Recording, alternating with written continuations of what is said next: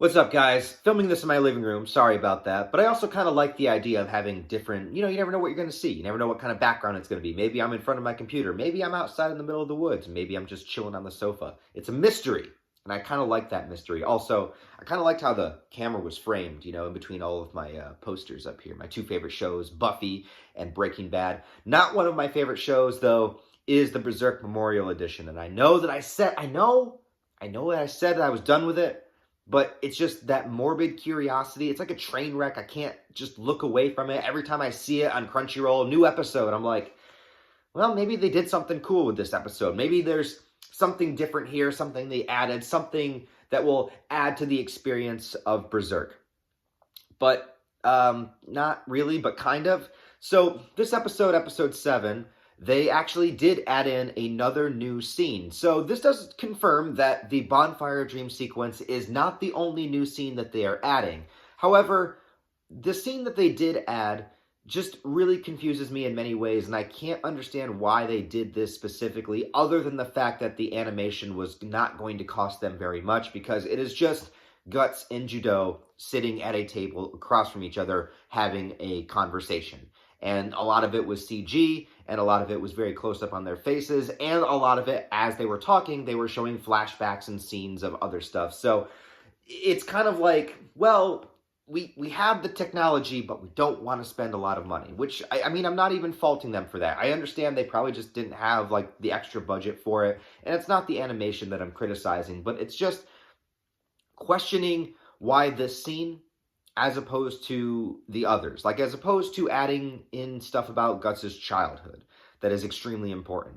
Instead of adding in the scene with Zod, throwing the sword to defeat Boscone, which I consider to be pretty important. And instead of adding, what else could they have possibly added? Anything from the Black Swordsman arc whatsoever. They decided to add the scene where Guts is in the tavern, and in the manga, he's actually speaking to Judo and Corcus at the same time. In the anime episode, they limited it to just Judo, which I think was a massive mistake, and I actually think takes away from the scene. And I'm not just being a Corcus sympathizer here. I actually think Corcus's involvement in the scene is drastically important. And again, oh yeah, the other thing, this is story time with Ryan, by the way. I brought the book with me. I brought a book with me. We're going to read together. We're going to have a book club. We should do this. We should literally do a book club. We should do like, I'm going to read Berserk to you guys, and you get your copy, and then we'll read together, and we'll just like, we'll do it on stream, and we'll turn the page at the same time. It'll be a nice, like, intimate, thing. We could be around the campfire. It's going to be winter soon. Anyway, I'm sorry. What am I doing? All right, so I'm just thinking of what I would find romantic, okay? Cute date ideas. Read Berserk around a fire. I'm going to start doing, next girl I matched on Tinder, I'm going to be like, listen, I got an idea for our first date. I'm going to start a fire. I'm going to get a Berserk volume.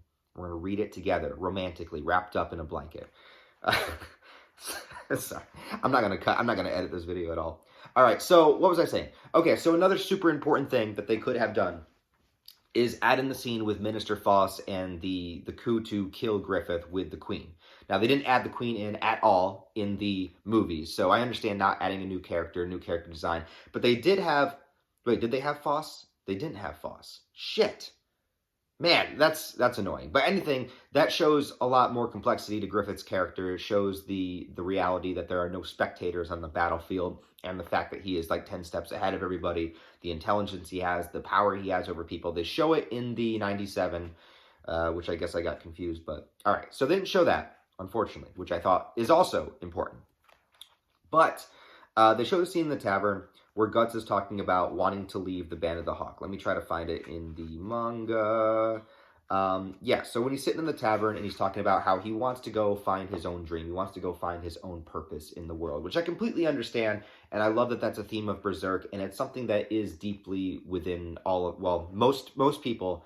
They have a dream, they have an aspiration, they have something they want to achieve, or even if they don't have that dream, they have the longing to have the dream. They want something for their own. They don't want to subsist on another person. We have leaders and followers in the world, and some of us just have that drive within us that we just want to accomplish something on our own. We want to earn our own way, on our own merits, create something. And Guts is in that place at this point in the story where he's appreciative of everything in the Band of the Hawk, but it's more so that he was inspired by Griffith to become like that. not like Griffith in the sense of having his own kingdom, but to have something worth living for other than just for the sake of living, just for the sake of survival. I don't know what my thing is, but I want to find it, and I can't find it if I'm just a soldier, even if I'm a high-ranking soldier, even if I have high status, even if I'm a noble, even if people respect me, even if I have camaraderie. It's not something that I did for myself, you know?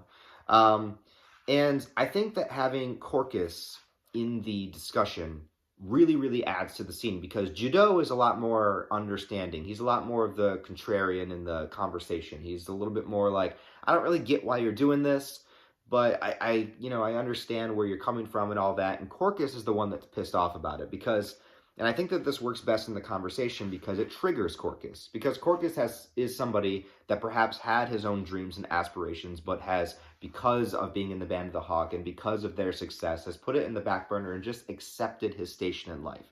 Like, Guts is at a point where he's not accepting it. But Corcus has deeply accepted it for a very, very long time at this point. And so hearing this come from Guts, especially somebody like Guts, who we as the audience or we as the reader, we as the viewer, we understand the complexity of Guts because we've seen his inner monologue, we've seen his discussions, we've seen him think from the perspective of even Corcus, even though they work together, even though they've been on the battlefield together, he still sees Guts as just sort of that guy that swings his sword around, the big, strong, dumb guy that swings his sword around.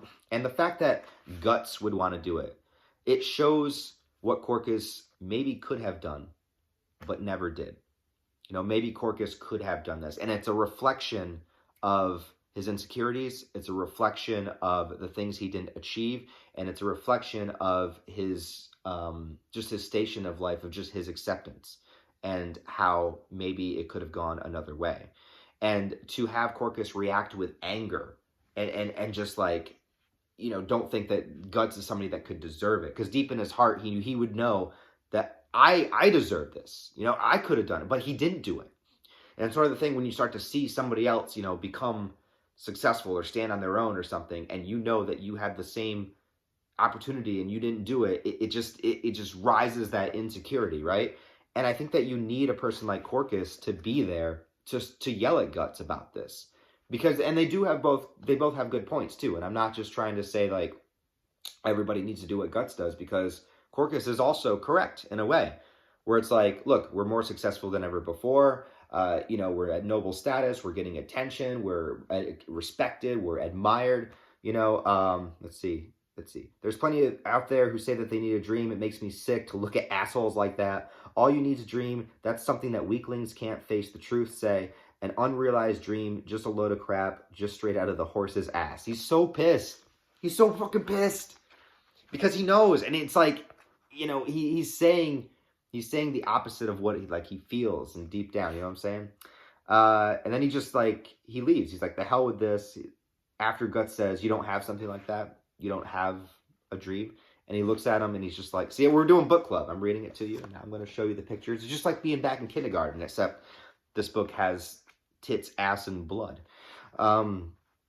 Yeah, and then that's when Judeau goes into talking about how Corcus and that he was a leader of a group of people before coming into the Band of the Hawk, and then how Judeau also in the episode also says, I'm kind of a jack of all trades. I'm really good at a lot of stuff, but I'm not a master at anything. Like I'm good at this. I'm smart. I can fight. I'm quick, but I'm not the leader of those things. I can do all of these things, but I'm not a master at these things. And Griffith focused on one specific thing and became a master, And then it goes, and basically they just go through the same conversation. And they also bring up the other conversation Judeau and Guts have outside of the tavern in the manga, but in the episode they have it inside the tavern where he talks about, why don't you go for Casca?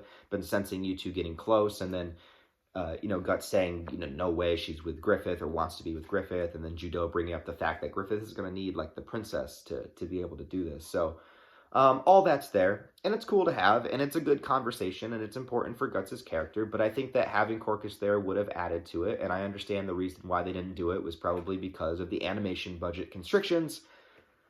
But if that's the case, why even do that one? Why not do a different one, a different scene? I don't know. Or maybe it was just to drag out for time.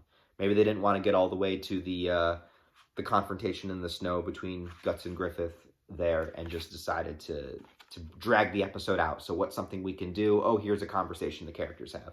I don't know. But anyways, that's just my 2 thoughts, my 2 cents on the new scene that was added in this episode. So you guys let me know. Do you think it was worth it? Do you think they should have added something else?